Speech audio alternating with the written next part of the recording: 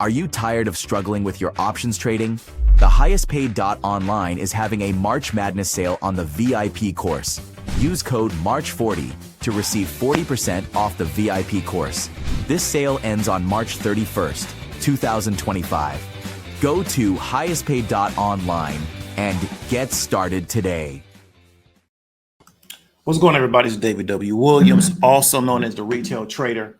Glad everybody came in on this Sunday evening. Want to go ahead and get this in real quick. Let y'all get back to whatever y'all were doing. All my West Coast people, Miss Tora Helms out in Palouspo, Washington, if I pronounced that correctly. So thank you for the $4 super sticker. Ain't seen you up here in a minute. I try to remember everybody that got the cat avatars. A lot of people out there like cats. It is what it is. Big up to everybody that like pets.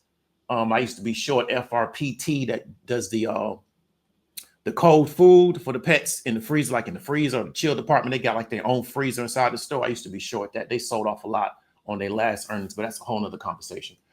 Everybody that wants to know, right, based on my perception. So I'm not a millionaire. I'm a thousandaire. I'm not a millionaire. I'm not living lavish off my audience. I'm not making $1 million while they're making $30,000, $40,000 a year. But what I'm gonna try to do here is teach you how to keep what you have, right? So it's important to make it, but then also you got to keep it. And part of keeping it is deeper than, right, just the trust, just the living wills, just those things. Those are really important. They are. Living wills are important, trust are important, estate planning, all that's important, right? But there's things that you can do to lose what you work for, right? Outside of those things that a lot of people don't talk about. So if you wanted to hear about not just how to get it, but also a way in which you can keep it, right? From another thousandaire that's very similar to you. Some of y'all might even make more money than me. You know, I've taught people, and I looked at their brokerage account. It was a lot of money in there, like a lot. So some of y'all got more than me, but hopefully you can get some value from this. And that's kind of what we're going to talk about, right? Not just how to make it, but also how to keep it, right? So the particular title of this particular video is how to avoid the devil tricking you out of your position, right? And it's really, really important because you can, in this world, right? And also kind of based on what demographic that you come out of, you can spend years working for something, and you can spend years working yourself up to a particular position from where you came from. And you can lose it very, very quickly. And it can be harder to get it back the second time because for a lot of us, we don't have the systems, we don't have the networks, we definitely don't have the structural support that other people have. So what other groups of people, what they can do is they can have a downfall, they can lose what they got, they can even go to jail, come back out, and in 4 to 5 years, they right back where they started, right? It is just really like that for them. You remember that one dude that held that big festival, forgot what it was called, and it was found to be like a scam. He came out, did a little time, came out of jail from what I understood. Now he's planning another festival. And nobody's telling him that he shouldn't do that, right? So that's what I want you to understand is that you can spend a lot of time building it up, right? And then you can lose it, and it can be things that you do have control over. See, we're not talking about the things you don't have control over. We're talking about the things that you do control, because a lot of people get defeated by things they could control. They talk about the things they can't control, but they get defeated a lot of times by things they could control. So that's what we're going to talk about. So if you're ready to hear that, give me a 1 in the chat. We're going to go ahead and get to it because nobody talks about this part of it. And this is something that I had to learn. It's something I still employ on a regular basis, right? What are the things that I can control? Because what we do on this YouTube is we don't talk about the controllables, right? And we make everybody be a victim of somebody else because that's how they keep you in their little rabbit hole. The goal of what I'm doing here is not to keep you in a rabbit hole. It's for you to get the game when you go out here in the world and you do what you got to do with the game you've been given. It ain't to keep you here, right? Because here's something I know, and I posted this on my community wall. The majority of demand is going to always come from the masses. That's the majority of demand. It's a reason why Ferrari doesn't sell as many cars as Toyota. You got to understand that. Therefore, if you have a message that is not a mass message, like all men are bad, all women are bad, all black people are terrible, let me create some weird faith-based message. And I'm not saying that faith-based messages are weird. I'm saying there are some weird faith-based messages, right? Any faith-based thing that don't involve reading the Bible, it will go up, right? If you talk about reading the Bible on a regular basis, that's going to hit the edges of the bell curve. That's going to hit the edges of that bell curve. The statistical outliers are going to be the people that's going to read on a regular basis. Everybody else want to watch videos and do all kind of other stuff. You have to really understand that, right? So there's not often a lot of education around how not to defeat yourself. One thing you learn in sports is the fastest way, right, to lose is to beat yourself. How do you beat yourself? In football, if you're on offense, you jump off sides. That's how you beat yourself. Because why? The defense never made a play. So if we're driving down the field, and we get inside the 20-yard line, and then we start jumping off sides, now we get pushed back on mistakes that we made. These are what we call unforced errors. You made a mistake.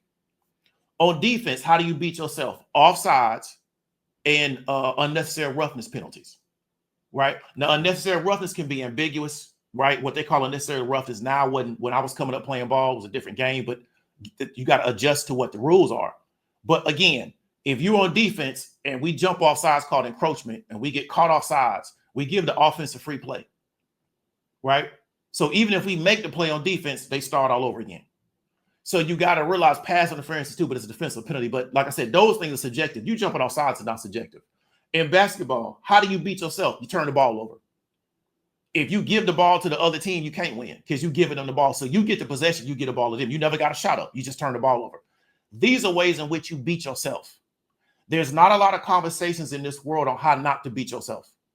And a lot of people are beating themselves, right? It's not the other person. It's you. You're beating yourself. So let's say we take the past 100%. 40% of what's defeating you is you beating yourself. That's what it is. It's 40% of you beating you is you beating yourself. Okay? And so you have to understand, how do you take inventory on what you're doing? And it's not these backdoor, is somebody else doing it to me, but I got to change this. No, it's you're beating yourself. If I'm on defense, it don't matter what cadence the quarterback does. It don't matter what kind of hard count he does. I'm not supposed to move until the ball move. That's my job, right? So if I move before the ball move, I can say my bad, but I can't blame nobody else because I'm not even supposed to move when a person moves. I'm not supposed to move until the ball moves. That's my job, right? See what I'm saying? So you got to understand, we have a lot of communication because, like I said, what we're going here on this channel, what we did in Stock Market Sharks, is we went after the statistical outliers. We didn't go after the masses. If I wanted to go after the masses, I would have came out of the gate and launched a general stock trading course, right? We just launched that out now with the Lazy Investor course. We're going to take some time for that to get traction. I came out with a trading course, and I actually came out with real curriculum, so that hit the statistical outliers. Because first, you got to have a certain level of understanding to even get what I'm talking about. But the problem is that what we don't do in teaching people how to be successful long term is we don't teach them how you do not beat yourself. And in every message about people, something going wrong, is always the other person being the victim, but not you beating yourself. It has very little to do with that other person. A lot of it is you beat yourself. Take the other person. We can move these other people in and out like chess pieces, and you'll still be in the same position on the board beating yourself. Because that's what you're doing. You're beating yourself. If you jumping off sides, you're beating yourself. If in basketball, we right now doing the men's and the women's tournament. If you turn the ball over, you beating yourself. That don't have nothing to do with nobody else. They got everything to do with you. And until we start, people, the masses of people can start to accept these kind of understandings, the world really not going to change a lot for a lot of people, right? As long as they looking for another reason. We got a whole segment of our population to where they think their life is what it is because of DEI. They're going to talk about DEI for 4 years, and when 4 years over, they're still going to be making $35,000, $40,000 a year if they're lucky, with worse job prospects than they had in 2025. Then they're going to come up with something new because you know what? 3 years ago, it was CTR. That's what was wrong with the world. It was CTR. And if we just get rid of CTR, the world will be right. Now it's talking about everything's DEI, right? Don't argue with these people. Just beat them. Figure out how to build a structure, figure out how to build a system and get past them because they're going to be right where they're at in 4 or 5 years. You trying to argue and go back and forth is a waste of your time, right? Because there is no getting to these people. They have accepted the fact that it's everybody else's reason why their life looks the way it looks, right? So let me tell you a story real quick before we get into it, right? We're talking about how to avoid tricking yourself out of your position. Big up to Tor Hams. Let me go ahead and do the super chats real quick for people that came through. Mr. Cedric Webb about that Salt Lake City. I read an article on Salt Lake City on Wall Street Journal. I think it was a few days ago about how that was a good place to move to for job prospects, yada, yada, yada. I've never lived there. Don't really have a desire to go there. And also read an article about how there was these children influencers out of Salt Lake City. And, there's a lot of weird stuff going on in that area, but that's how the YouTube gang work. Goddess Noel, appreciate the $5 super chat. Yeah, it's a Fry Festival. Yeah, that's that dude. So he back in effect, right? Emika, appreciate the $8.75 super chat. Ray Gunman, appreciate the $2 super chat. So all my mods, let everybody come through, do what they do. But if people start typing like in all caps and just start really tripping, time them out and then get them up out of here. You know what I'm saying? We got to have some kind of order and structure at the end of the day. Can't have it be a free for all, right? So big up to all my mods, right? Big up to Girls of Pearls who also came through as another mod. So here's how to avoid the devil tricking you out of your position, right? So let me tell you some 2 quick stories to kind of illustrate what I'm saying. So I'm going to talk about myself. I'm talking about somebody else. Again, I'm giving you scenes of the movie. I'm not giving you the whole movie. Okay.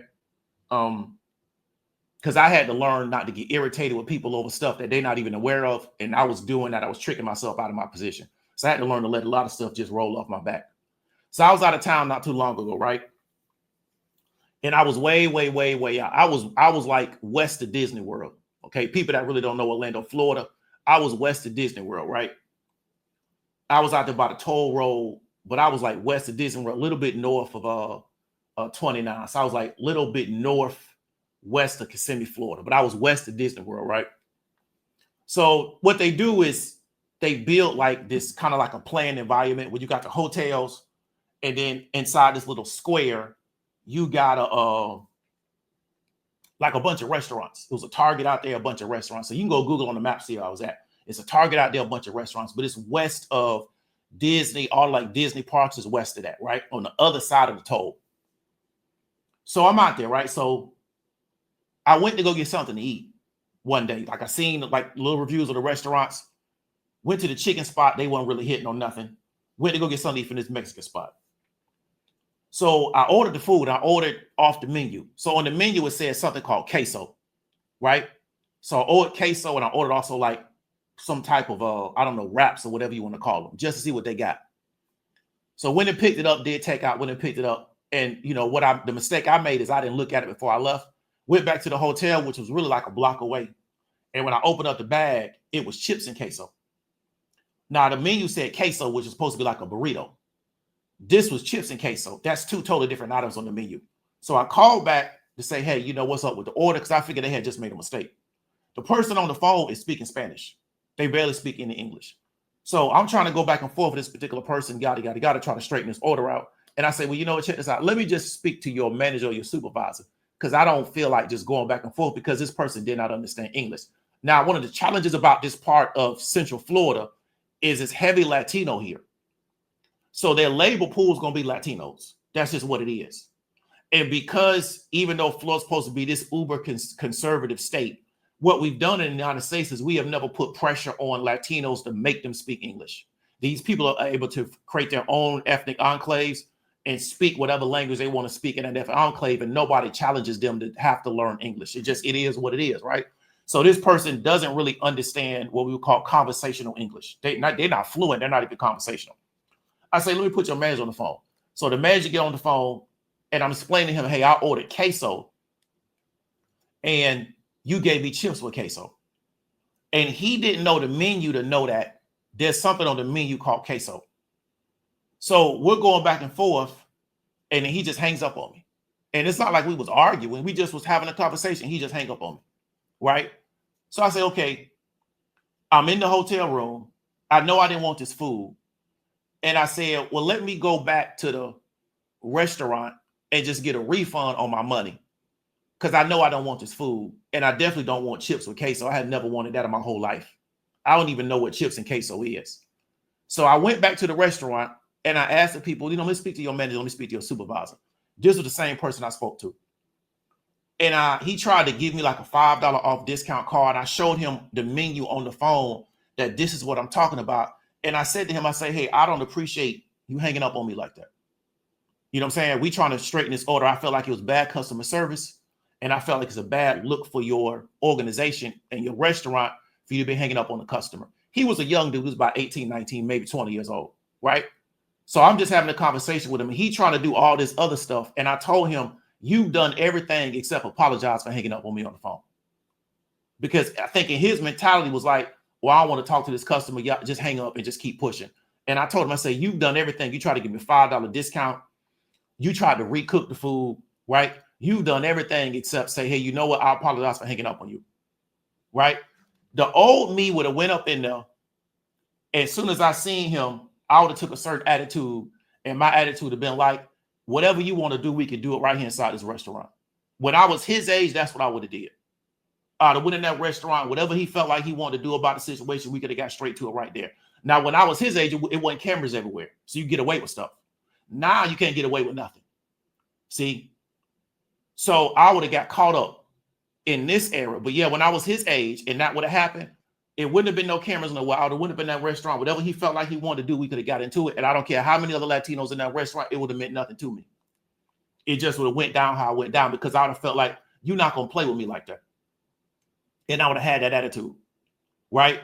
Because I know the politics of the city. I know how these people try to play ball out here because I had a similar situation over on that Sand Lake before I left to go to Houston.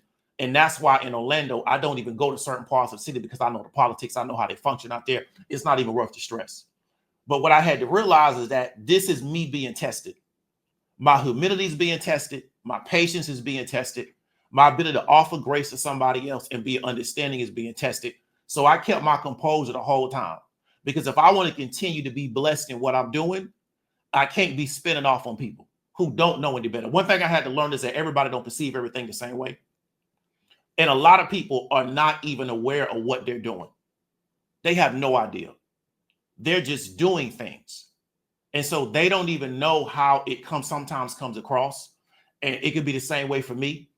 So sometimes you have to sometimes give people grace around what they're doing. Because again, I've learned just because I was raised to have certain type of, I say manners around certain stuff, it doesn't mean everybody else was raised the same way.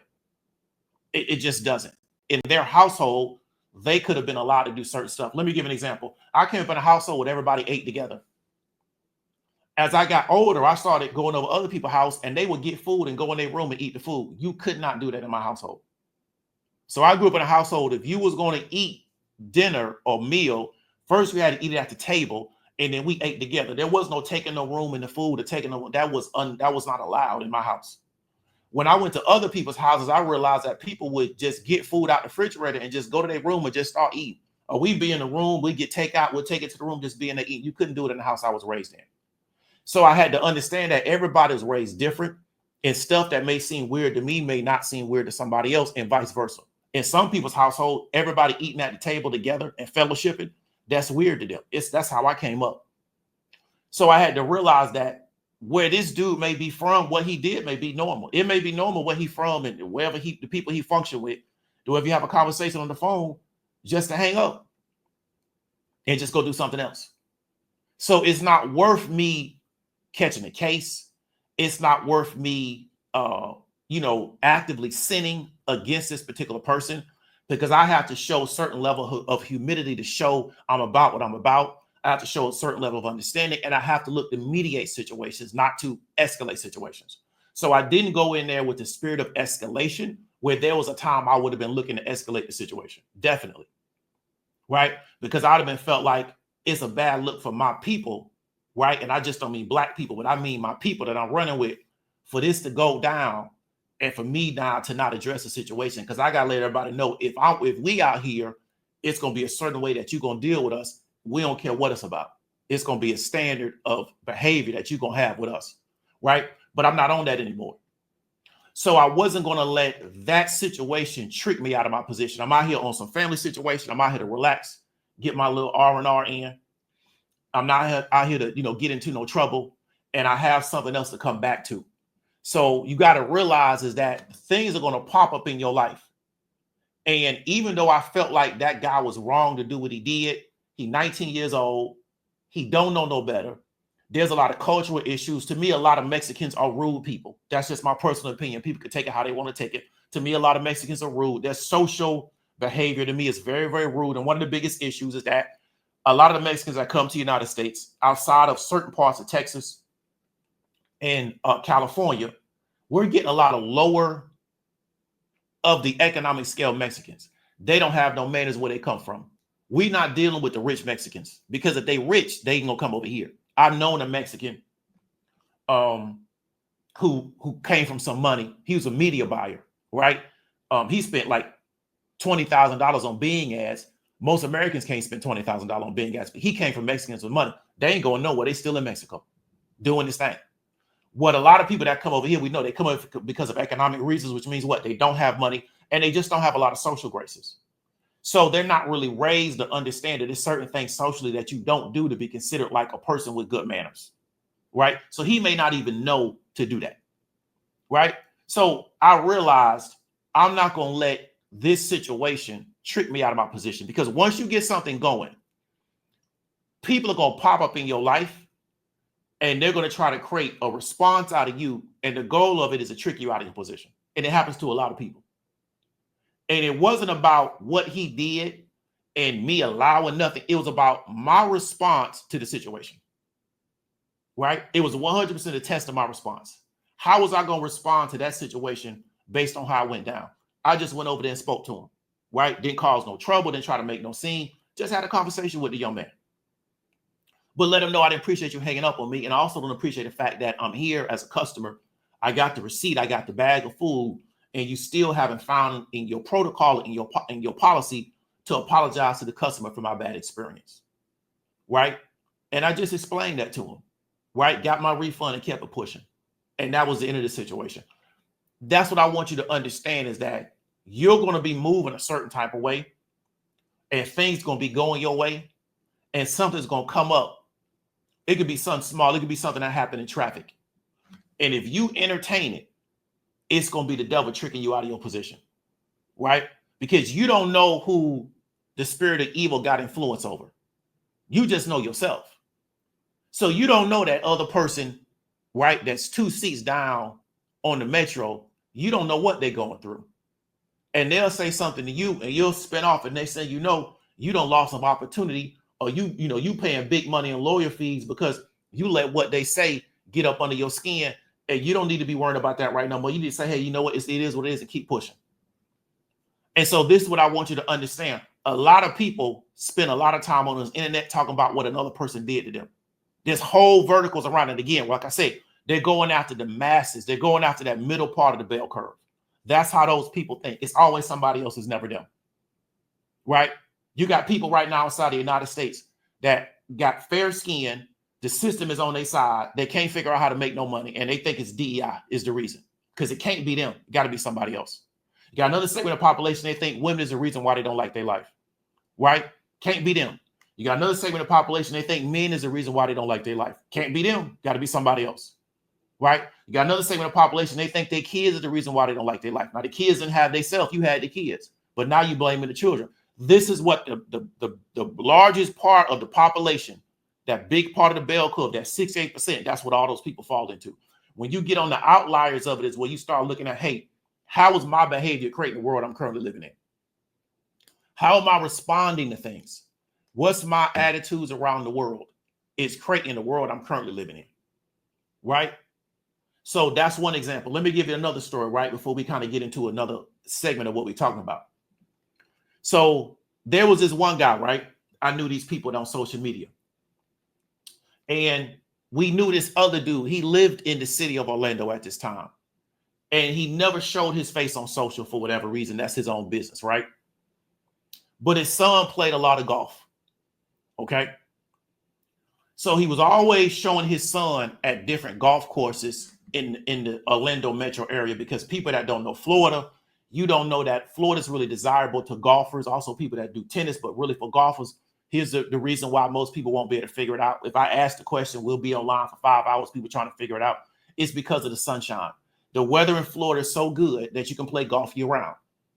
In a lot of the parts of the country, golf is seasonal. So if you really want to get good at golf, move to Central Florida, You can play golf year round, which gives you an advantage over everybody else that's going to be in the house because it's cold, right? So you don't have this big boom in Florida where it hit a certain time of the year, everybody hit the golf course. Out here in the metro or the ATL, you do. Certain time of the year, everybody hit the golf course. In Florida, they always playing golf because why?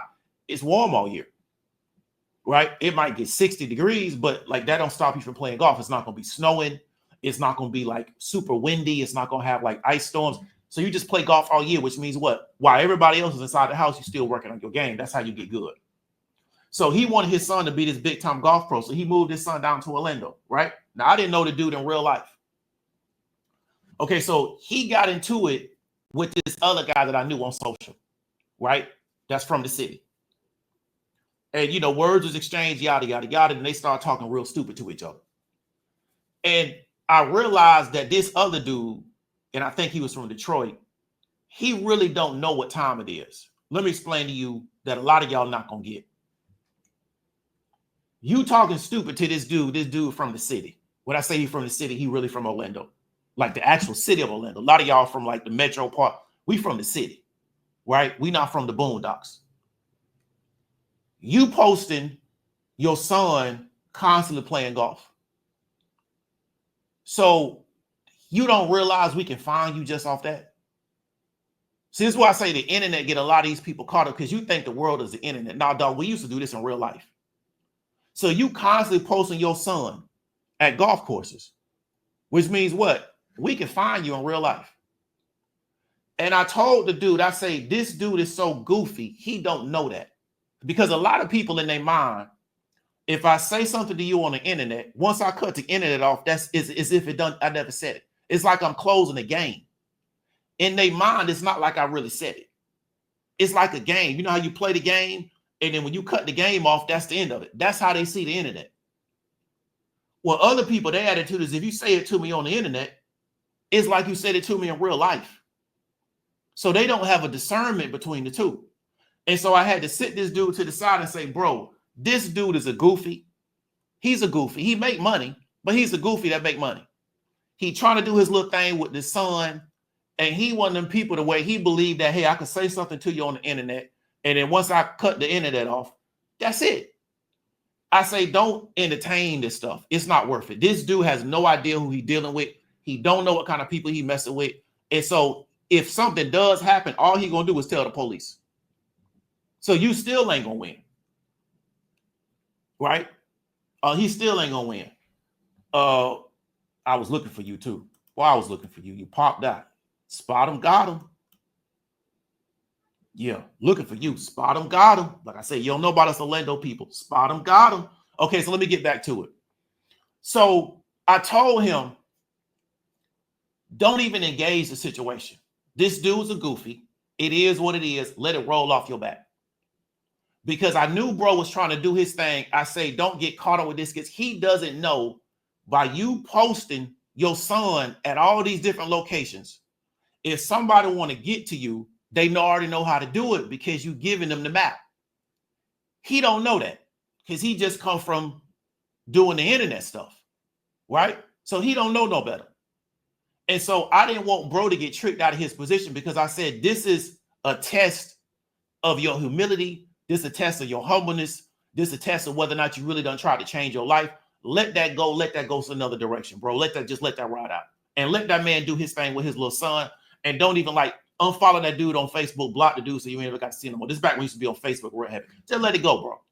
Right? Because I don't want to see you get caught up in that. And so that's what I want you to understand is that often you'll be moving a certain type of way on the track and things will come up and it's really a test of where you currently at. Have you really changed your life or not? Right? It's a test of that. Because if you haven't, what'll happen is you'll go backwards. And a lot of people in this game, they showing up to take you backwards because that's where they at, right? They showing up to take you backwards.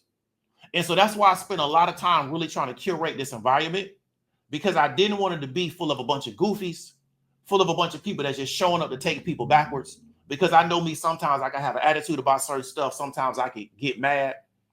And so I said, how can I curate an environment where the right people showed up for the right reason and it ain't just a bunch of goofies showing up trying to figure out how they can trigger people? Because I didn't want that because what happened is if that's the environment, You won't get the Dr. Chaz is showing up and doing what she's doing because she's highly intelligent. She's highly motivated. We got to create an environment for people like her to be able to move forward. You don't get the young people like Drop 16 that's highly motivated, very intelligent, right? Very strategic, because the way he raised and the way he came up, he not going to entertain no BS. So then we don't have an environment for him to do what he's doing. And that's what he's looking for. So because I knew what kind of people I wanted to have success in the environment, I knew what kind of environment I had to create, which means you got to constantly be curating the environment, right? Because the goof is going to show up, right? I know that for a fact. I come from an environment to where we could set the scene from a basketball standpoint, right? And so what I mean is that me and my homeboys, we would go to like a park and start playing ball. And because the games were so good, over time, the world would get out. This was way before social media too. The worlds would get out. We had cell phones, but back then you had to have money to have a cell phone. You know, I'm talking about the nights and weekend era. A lot of y'all don't know about that. So we would have the games going so good. What would happen is everybody would just start showing up. It'd take about a month, everybody start showing up. Girls start showing up, everything. Why? Because it's popping. But what also would happen is people would show up for the wrong reason. I'm out here to play ball. All the rest of that stuff y'all got going on, I don't care nothing about it. I'm not out here for that. But a lot of people, because this is where the energy and the scene is, they show up for that. So you got to always factor that in. When you start rolling a certain way, people showing up, but they showing up to do what they doing. They necessarily not showing up to do what you got going on, right? And so you don't want to let those people make you fall backwards. And it's not about them, it's about how you respond to the situation, right? People gonna say all kind of things to you. It's about how you respond. Years ago, man, I was in a car with this chick, and I thought this dude was getting ready to back into me. And so I hit my horn. He turned around and flicked the bird at me. I just laughed. Because, I mean, it's whatever. I just laughed, right? But yeah, there was a time, it went all kind of different ways. But I just laughed at the dude like, man, it was funny to me. Right? Because you getting that bent out of shape, but you getting ready to back into me, dude, in the gas station. So you don't want to let the situation, right, make you fall back, because again, you don't know who the spirit of evil got control over. But it got control over a lot of people, and it's ministering to them all the time. So you don't know what's going on inside their head. But you can roll back to when you was acting crazy, right? And somebody would have came in contact with you. So you got to always put yourself in that other person's position. You got a lot of people out here, man, they being ministered to by the spirit of evil, right? They taking drugs, right? They not getting no sleep. They popping pills. They drinking all the time, right? They just absorbing negative content day in and day out. And you coming into contact with these people because they at gas stations, they at supermarkets, they out here in the world, they on the internet. So they're trying to be obedient to whatever spirit is ministering to them and telling them, well, this is how you're going to show me obedience. Go after this one person right here, right? Because the goal is to bring more people in. So go after them and try to get them caught up in what we got going on. So you got to understand that's going on all the time. It's not about them. It's about how you respond to certain stuff, right? So those are two scenarios where I want you to understand you can mess up your motion just based on your response to certain stuff. Now, take it to a whole nother degree, right? I'm a black man. I know you already know that. People gonna perceive what I do differently than a lot of other people. Two, I'm bigger than most people. I'm taller and bigger than the average human being. People are going to perceive what I do differently. Okay, I have to always take that into account. In a lot of situations, if I do something and somebody respond and somebody see it, they're going to see what I did in a certain light as compared to if it was vice versa. That's just how it's going to work. So I got to always factor that in. And that's even if I'm dealing with other black people, right? That's the reality, because people already have an idea in their head of what kind of person I am because of how they've been socialized in this particular system. So there's a lot of times in which I will be in a relationship, or I'll be dating somebody, or I'll be talking to somebody, and they'll say something to me, and I'll just be like, man, whatever, I ain't even finna trip. And it'll come back up later, and they'll be like, how come I didn't say nothing about it? Because I've already learned that a lot of people don't know how to talk to folks. People just be talking, right? They don't know how to talk to people, okay? And they think, well, that's just how I talk. But I'd be like, yo, you low-key disrespectful in the way in which you talk to people. But I know if I talk to people like that, everybody be like, David, the worst person in the world. And I'm not saying that to speak of myself in third person, they would say I'm the worst person in the world. That's how this game plays. If you a black man in America, you already got to realize that's the game that's being played. And so you got to move different. You cannot play the game the same game everybody was playing. You could be a black man on how much money you got. You can't act like Elon Musk, right? Y'all think Kanye West getting away with something? What they getting ready to pull Kanye West card. They about tired of him, just like they pulled Puff card. And they allowed them dudes to do that. You not on their level. You working in corporate America, you can't do that type of stuff because they're not going to let you act like that because they already got a perception of you. So they really sitting back waiting for you to mess up. That's what's really going on. So you got to learn how to politic situations. You got to learn how to leverage diplomacy. You got to learn how to get the peace. I talked about that on my Patreon, how you get the peace, because I have been in relationships with people or been talking to people and they low-key talking to me crazy and they don't even know how they talking to me. Right. And I ain't never been the type of dude to put my hands on no type of woman. But there's dudes out here that do that type of stuff. I just don't. Right. And because it's become common to just talk to people stupid just because of how you feel at that moment. Right. Well, other people, if you talk to them a certain type of way, they're going to upfire on you right then and there. That's going to be the end of the conversation. So you can't do nothing no more. And we done changed our life. So that's why I try to get young people to realize, don't get caught in this stuff, because between your cell phone and these cameras, they got you. Is you can't get away with nothing. So you might as well go ahead and just square up, be a good tax-paying, law-abiding citizen, because you can't get away with nothing. And if you change your life, you can't let people pull you back down a bad road. I let people say stuff to me a lot, and I don't feed into it because I realize I'm not going to let you get me out of position. Right? I let a lot of stuff roll off my back. I ain't gonna let you get me out of position. I worked too hard to get into this position, right? I wasn't one of them people to where I just jumped on the internet and I went after the masses by just coming up with some stories and the internet made me a millionaire. I worked for everything I got. The money I'm making, I work extremely hard for. I make my money off my mind. I don't make my money talking on the phone. I don't make my money talking into no camera. I make my money off my mind. So it took me a long time to develop the skill sets to make the money I'm making. Then I make my money in very high risk environments. There's a lot of risk involved in what I'm doing. Right? I don't make $1 million selling courses. That's not how I make my money. Right? So I can't let somebody derail what I've worked very, very hard over the past few years to build because of how somebody feels at that moment. I just can't let them do it because they can't get me back in position. See what I'm saying? And I know how hard it took me to get in position. So I know how hard it take me to get back in position, because when you're a black man in this particular society, most people put you on a one strike pitch count, where if you get hit with the first strike, you off the bound. You don't get 3 strikes. You get 1. That's how they see it. And so it don't matter to, well, you could be hidden, you could be doing real well. And as soon as you make your first mistake, they're gonna portray it like you're the worst person in the world. Because again, what's already inside their head about you as a black man. So this is the type of stuff that you got to understand and how you got to operate in these environments, right? They already got a negative perception out of you.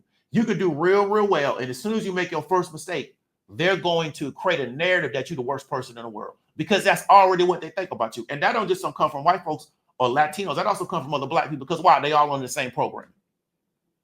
Until you challenge that program, and ain't nothing going to change, right? So you got to understand that you don't want to fall into that particular situation. You got to avoid the devil tricking you out of your position, because again, you never know what that other person is dealing with. You don't know who got control over them. You think you do, but you don't know. So you just meet somebody randomly and this whatever, you don't know what that other person going through. So I don't know who's ministering to that dude at that restaurant, right? He may be going home every night, right? And he may be putting his knees down on the altar to whatever demon. I don't know. And this is a big opportunity to get me caught up. I don't know what it is. So I can't feed into that. I gotta let that go, right? Because I'm not in that same energy no more. So I'm not going to allow him to pull me back, right, all these years because of whatever he got going through. He could be having a bad day. He could have tried to talk to some girl up there. She said no. I don't know what's going on. I don't care either. I'm out here to be with my folks, to give me some sunshine, to chill, and just leave it by the way. So that's why I said, let me get my refund, man. I just left. Went back to the hotel, man. I forgot what I had ended up getting. I just went and got something basic. Kept it pushing, man. Because he got to stay there. I don't. I'm going back to the metro. He going to be stuck in that restaurant. So that's what I want you to understand. I didn't want to play myself and end up stuck in Florida with him. Okay. So this is really, really important. Get other people out of it. So what things get you off your game? You got to ask yourself that, because you got to know your own triggers, right? One of my triggers is feeling disrespected, right? That's one of my triggers. So I have to learn how not to get triggered by that. So I know certain things that I feel are disrespectful can get me off my game. So I have to learn that, okay, I don't know where this other person coming from. I don't know what's motivating their behavior. I know what I got going on. I know what I'm trying to do. So let this person just go about their business. So if dude would have came up to me now, like, why you got on Supreme? Because I do like Supreme over bait. I never really like bait like that. They got some nice little stuff with Supreme. I'm old school. So I know Supreme since the 90s. Right? I remember when you only could get Supreme in New York City, but y'all don't know about that. I would have been like, man, whatever, and just would have walked away. Right? So what I want you to understand is you got to know what things get you off your game. I know what gets me off my game. So just like the shorty that just got, she seems to be a woman. She could be a bot. She could be a dude. You know, she might be a 400-pound white dude in the basement somewhere. But I know a lot of the stuff that she does gets me off my game. Right? Because she was up in here on the last live stream, right? You notice when I talk about the market, she don't never show up. But she showed up on another live stream disrespecting children, right? That type of stuff get me off my game, right? So you know what I did? She just got bounced up out of here. We ain't got to worry about her no more unless she create a whole nother profile. And then I know she a 400-pound white dude, right? So you got to know what things get you off your game. And so once you know what gets you off your game, then you say, okay, how can I create tools the way it don't get me off my game? Because what you don't want to do is work for 25, 30 years to put yourself in position. And then somebody does something to you and it throw you off your game and you give it all back. Because especially for black men, it happened that fast, right? Look at Mel Tucker, right? Decades of work, you give it all back in less than a year. Give it all back. Opportunity to make tens of millions of dollars. Mel Tucker low-key probably could have made $200 million on his run. Gave it all back. Now you're fighting for money. Well, they was giving you money, bro. Now you're fighting them for money. They was going to give you the money. Now you got to fight them for it. Right? So you got to know what things get you off your game. What things trigger you. I know when I go to the Orlando, it's certain sections I don't even go into because I know I'm not going to mess with these Latinos out here like that because I know me. Right? So it's certain sections. I don't even go to them sections, bro. I stay away from them folks.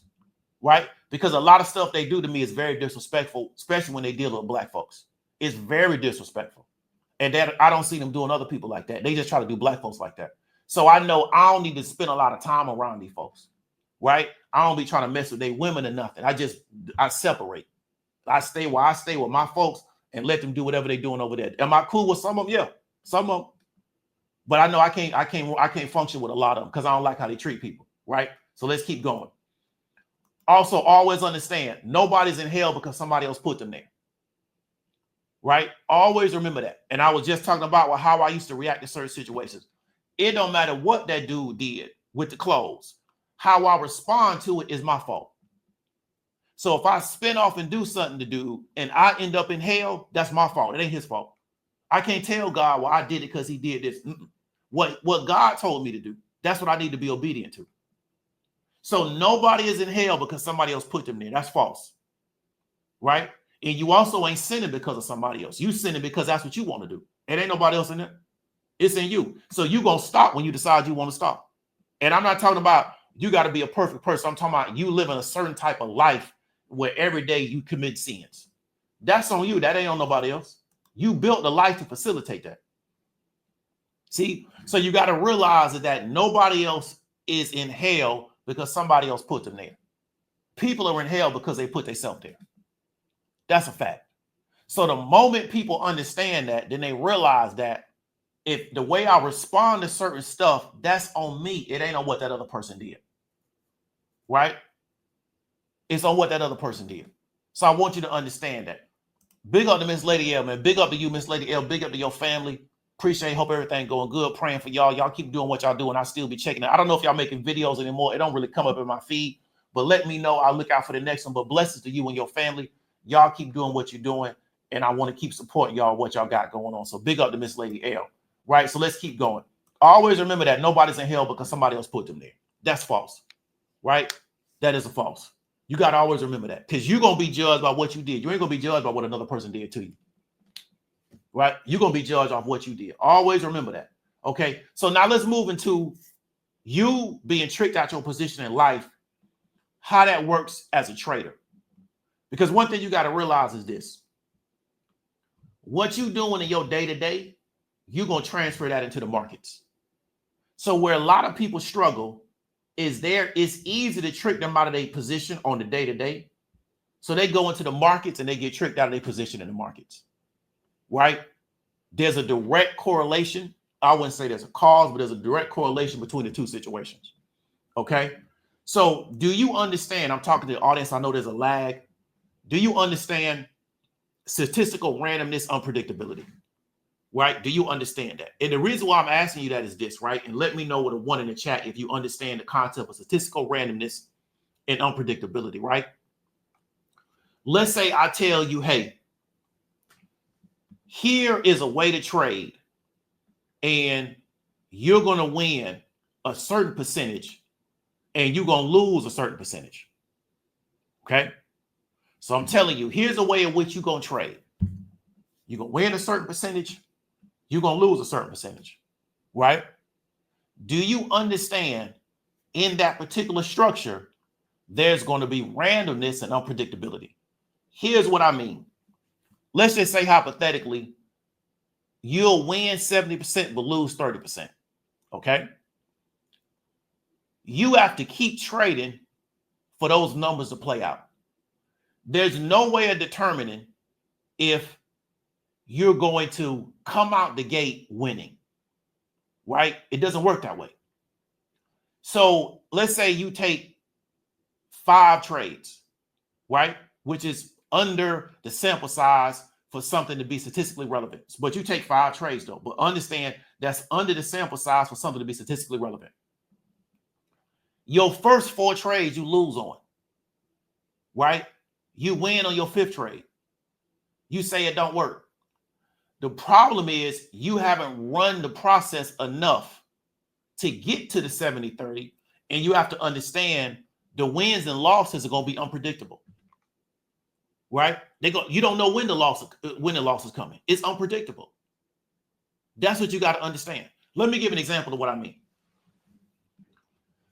If a basketball player shoots free throws at 70%, that means he's going to miss 30%. You don't know when the miss coming, but the miss is there. It's in the numbers, right? So a good free throw percentage is 70%. That's good. It ain't great, but it's good. Steve Nash, I think Curry, they shooting in the 90s, if not the 80s. Ray used to shoot in the high 80s. Paul Pierce. A lot of guys don't realize if you hit your free throws, it's easy to score because you hit your free throws. But let's say you're shooting 70, so you miss 30. But we don't know when the 30's coming. It's unpredictable. It's random, right? But the 30's coming because over the course of a season, you're going to miss 30% of your free throws.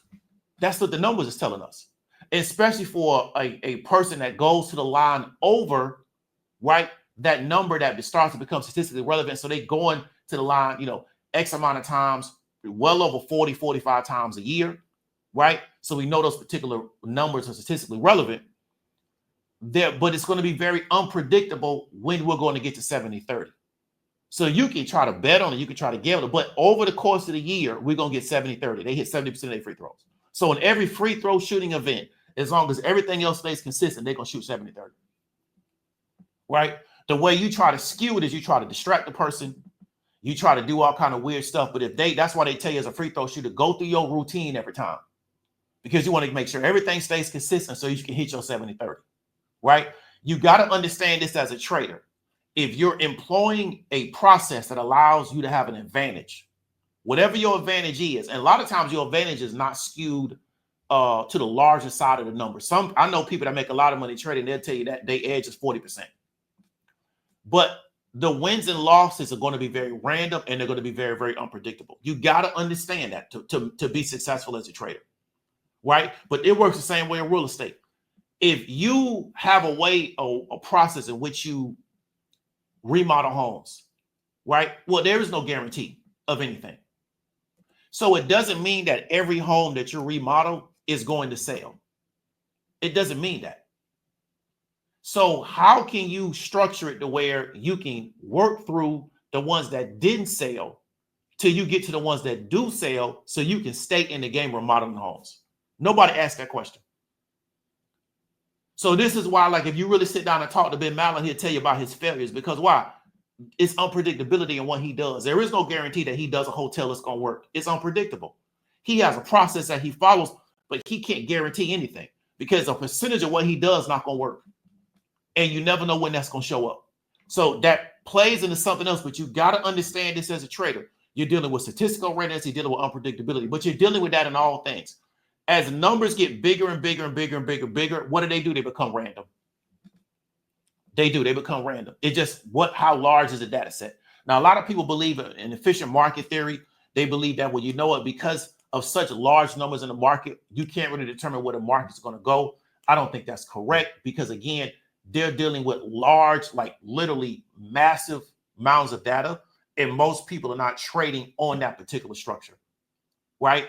So there's a lot of different arguments, but efficient market theory is not a law. It is a theory. It can be disputed.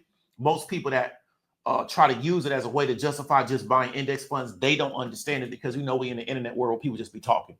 But you got to understand this particular concept. It's something they would teach you in statistics.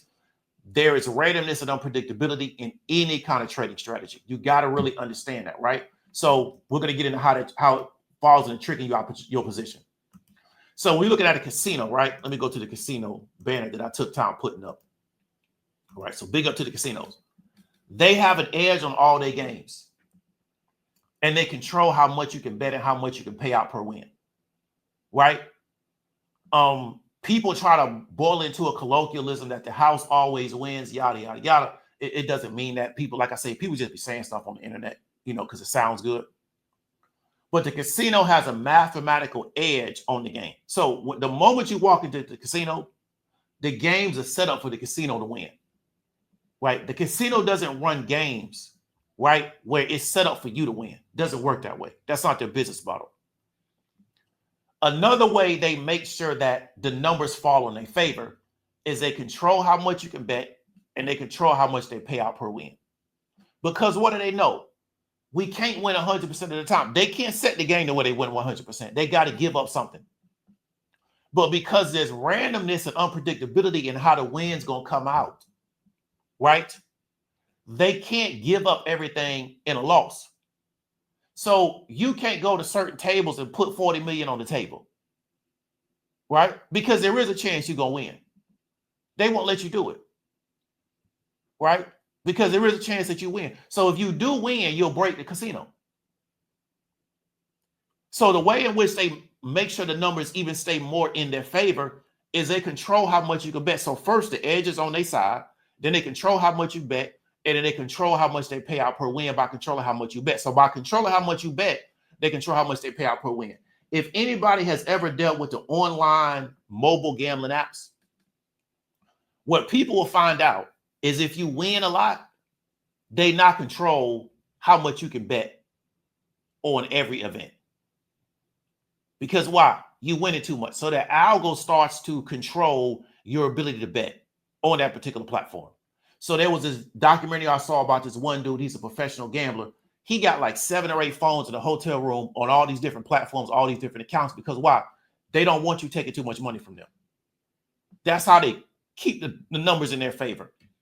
So what you want to ask yourself as a trader is, can you control your sizing as a trader? Because what did we just talk about? What the casino does is they control your sizing. They only let you bet so much. So they're controlling your sizing for you, right? Can you control your sizing as a trader? And here's what I mean. You know that there's unpredictability and randomness in your process.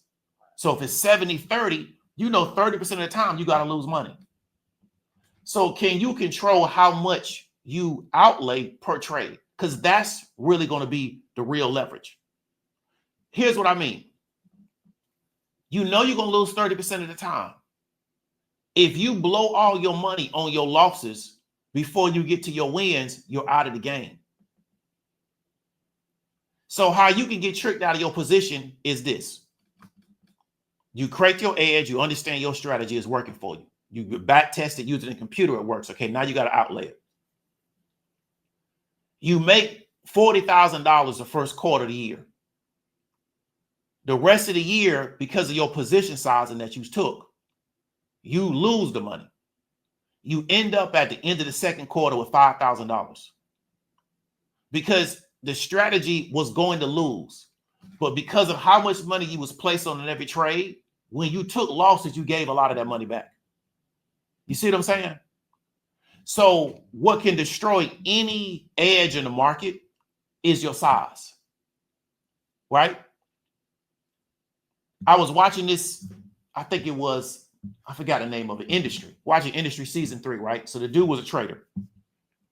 He had a gambling addiction. So he was gambling people money, but he got lucky, went to the casino and got lucky, won a whole bunch, won like $50,000, right? Went to the strip club, threw a lot of that money up, and then I guess, started feeling good again. He went back into the casino. Here's what he messed up at. He put the whole 50,000 back on the table. Well, if you would have put like 3,000 on the table, you was good. If you just want to put a bet on something, but no, I want to put the whole 50,000. So now what happened? He lost. So he walked out the casino with nothing. Right? It wasn't that he was gambling. It was that he sizing wrong. But this is what people do. So if you sizing bad, even if you win, you're going to lose because why? You're going to lose. That's in any market. Right? I don't care if you flip cars. You're going to buy a car and you can't sell it for what you thought you was going to get. You might take a haircut on it. So the question, how much did you put in the car to get it? So you got to always understand your sizing, right? 2 things defeat traders, right? Don't cut losses fast. They sit in their losses too long and they take too much size per trade. It doesn't matter what edge you have in the market. If you can't control these 2 things, any amount of money you make, you're going to give it right back. You'll get tricked out of your position. Because why? You can't control your behavior. You can't control your behavior. You don't cut losses fast and you put too much size per trade. So because you put too much size per trade, when the losses come, they eat your account up. Right? Because it's working to trade at, $4,000 per trade when you're winning. But when you're losing $4,000 per trade.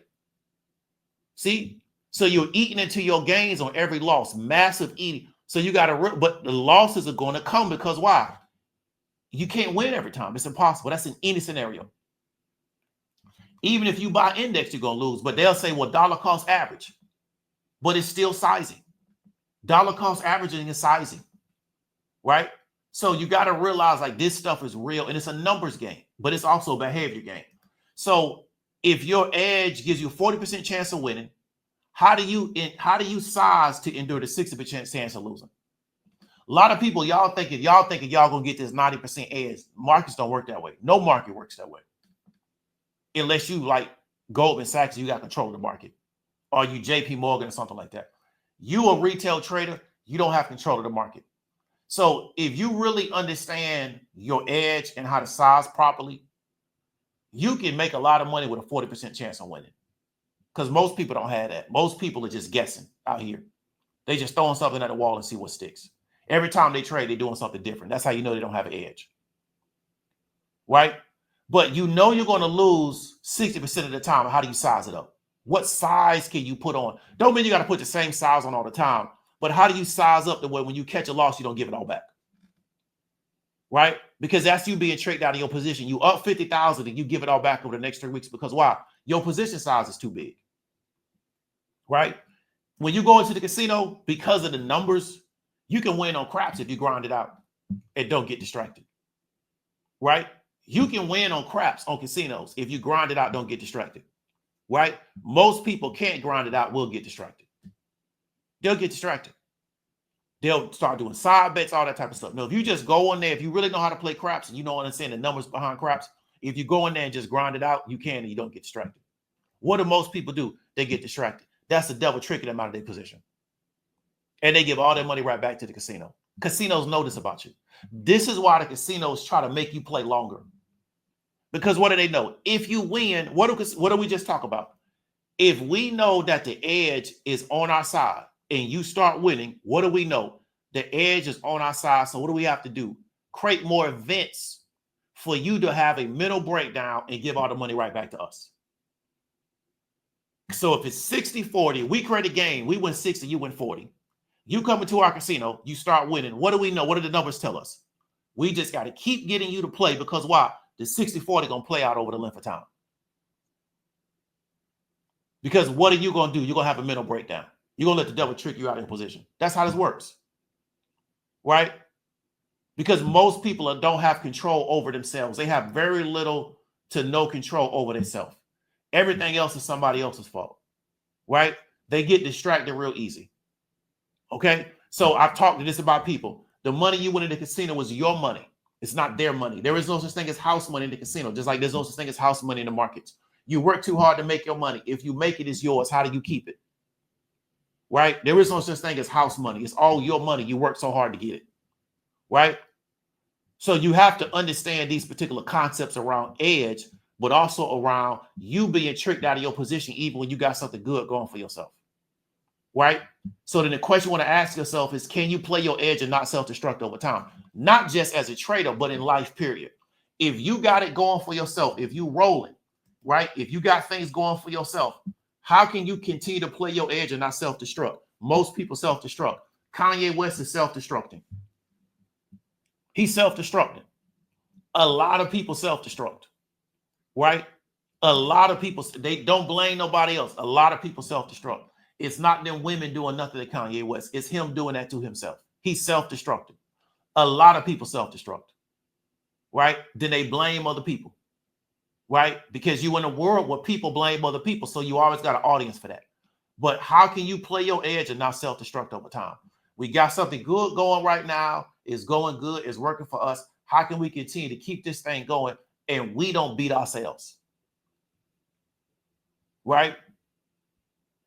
That's what most people don't think about. Right? How can we not beat ourselves? How can we not let this situation take us out of the game or distract us or detour us? Yada, yada, yada. Right? So we can keep playing our edge. Right? But most people don't believe they have an edge because they don't have a process in which they go about doing things. So they just waking up every day and seeing, throw something at the wall, see what sticks. But a lot of really savvy people are out here, they running a program and they just running a program and they're going to keep running a program. And a lot of people are running a program right in front of you. You can't even see it because they distracted you, because part of their program is to run their program and distract you at the same time. Right? And we also know that the middle part of that statistical bell curve, they're distracted. Every 5 minutes is something different. Right? So you want to ask yourself how to avoid the devil tricking you out of your position. Can you play your edge and not self-destruct over time? Because things are going to come up in your life and how you respond to them, right, is how it's going to go. It's not those things, it's your response. Right? So I could have flipped off on dude at the little restaurant and I'll be down there in Florida with a court case over some little chips and queso, which I don't even know what that is now. I still don't know what that is because I didn't order it. Right? That wasn't even worth nothing. And some people probably would have said, man, you should have never went back up in there. Just, it's $30-something worth of food, charge it to the game, keep pushing. So I might have been tripping even going back over there. Right? So there's still some levels of growth that I got to go through. Right? Because there's people that might say, man, you was even tripping and go back over there. Just let it go. Go get you something else to eat. Let the people have their little situation going on over there, man. They over there, you doing what you doing. You getting too much money to get caught up in that. You understand what I'm trying to tell you? So that's what I want to really encourage you to do. And the way you get to outlier status, right? And outlier status is not just how much money you make, because there's a lot of goofies with money. There's a lot of ducks with money. It show a lot of tricks with money. Look at Kanye West. He got way more money than me, right? We don't judge your success by those things. Even though having money is good. Like we talked about before, people that know the game, know tricks, got money. So we can't judge everything by how much money you make, right? But the way to get to that outlier status is to really understand how to play your edge, not self-destruct, and don't let the devil trick you out of your position, right? So let's go ahead and read these super chats, man. We're going to get up on out of here. Tori Helms, man, appreciate the $4 super chat. Cedric Ware, man, appreciate the $4. Goddess Noel, appreciate the $5. Amika, appreciate the $8.75. Ray Gun, appreciate the $2. Kevin Atkinson, man, appreciate you coming through and being a member, right?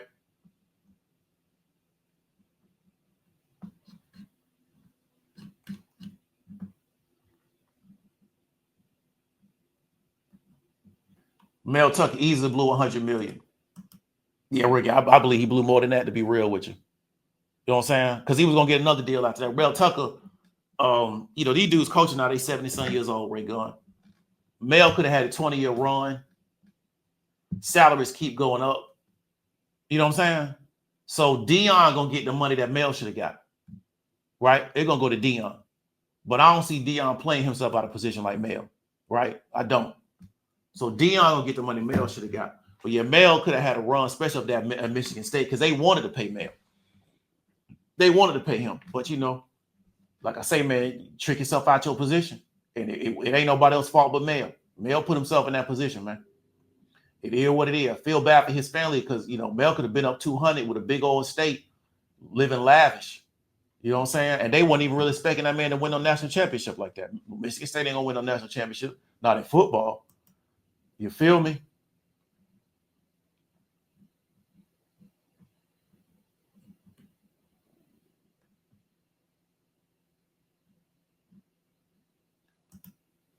Sergeant Seventh with the avatar.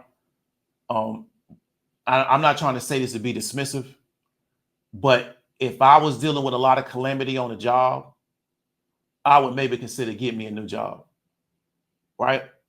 That's something I wish I would have looked at earlier when I was working 9 to 5s. If every time I come to work, it's an issue, unless it's my career, I would consider getting another job. And even if it was my career, I would consider going to another firm because it's difficult to change other people, right? Especially once they get to a certain age, if they don't want to change. I wouldn't deal with the stress of going back and forth. I would just move and go do something different, right? I'm being real with you, right? Somebody else may tell you something different.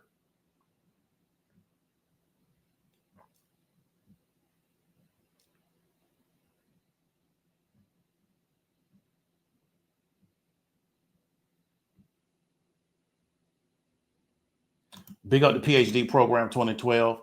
When offended, you can show people where you're from and show people where you had it. Most definitely. You know, a lot of times, man, you gotta let stuff go. It's not even worth it. There's a lot of ignorant people out here. Like a lot of people out here, they just stuck on stupid. Like for real, for real. And then we also don't know what they're going through spiritually. You know, a lot of people, they being controlled by something else. So it is what it is. You're right about that, though. I agree with you 100%.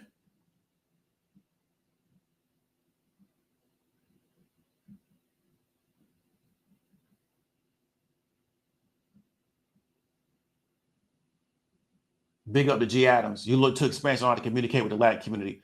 Big up to you, bro. You know what I'm saying? Big up to you and what you got going on.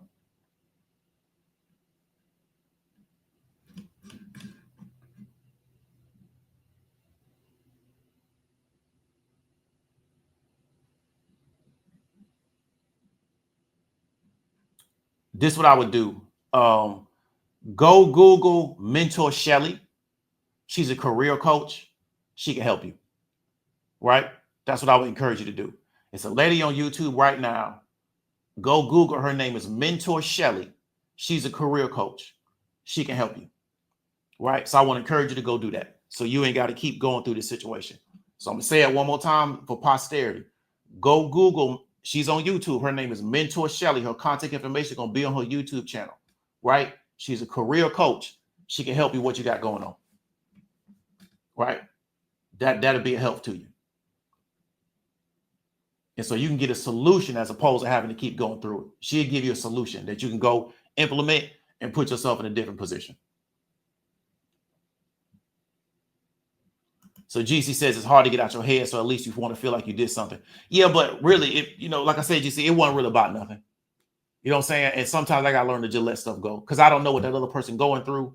I don't know how they was raised. He might not felt like what he did was rude. So, I could have just been tripping, even go back over there. Just eat that little $30 and it's a blessing. Because I'm a blessing that where I could buy it and eat it and ain't even really tripping on it like that. So I might have did too much just by doing that. Just be like, man, whatever. So it is what it is. Rico says, got off work after the long day last month. A dude thought I cut him off and gave me the finger. Can't lie, almost jumped out the car on the highway. Yeah, you got to, bro. You know what I'm saying? You got to. I used to go to the DMV out there in Houston. Dog, I had to listen to gospel music before I used to even go up in there. And people in there were so foolish, bro. For real. I used to have to go to the DMV, dog, in Houston. I used to have to listen to God. Houston got a real good gospel channel. I had to listen to gospel music on the way up in there, bro. Because them people in there foolish, bro. Like, for real. Like, for real, for real. So I had to really ask the Lord, man, to just guide me through this process, man, because I don't want to have to just go to prison messing with these folks in this DMV office. So sometimes you got to do that, bro, because, again, Ray Gun, you don't know what somebody else going through. And I know you to be a very level-headed, reasonable person. So I know it had to be crazy for you to get to that point. But, you know, a lot of people out here, man, Ray Gun, man, they being ministered to by something totally different. And so they trying to get you too, because the goal is to get as many people in as possible, because they want the whole world going crazy, because they already got half the world going crazy. You know what I'm saying? So they want the rest of the world to go crazy with them, because they already got half of the world just going crazy. This world is crazy. People out here just doing crazy stuff all day to each other. So they trying to get as many people. It's similar to you remember World War Z? I don't know if you've seen that movie with Brad Pitt, right? Where you got these zombies and it's spreading. And so the whole world is really just going to be, you know what I'm saying, a world of zombies. And everybody just acting crazy, just tripping. That's really what's going on out here. You know, so it's just a lot of people trying to get other people to buy into that. You know what I'm saying? So blessings to you and your family, bro. But yeah, I've known you to be a very level-headed person. So I know for you to get to that point, dude, just got to be tripping.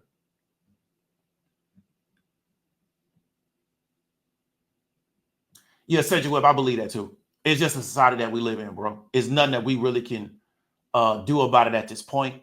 But I do believe that a lot of society is also antagonistic towards black men. Get the reaction and then say that you a bad guy. So if we know that's if that's the card, we know they're gonna put on the table, Mr. Webb, we gotta learn how to just work around it, because we know that's the card they're gonna put on the table, right? So that's the thing, is don't let nobody trick you out your position, because you know that's what they're gonna do, and then they're gonna play victim, right? So it is what it is, you know. We just got to deal with it and keep moving on. You know what I'm saying? Until we can build a world where we ain't got to put up with that type of stuff.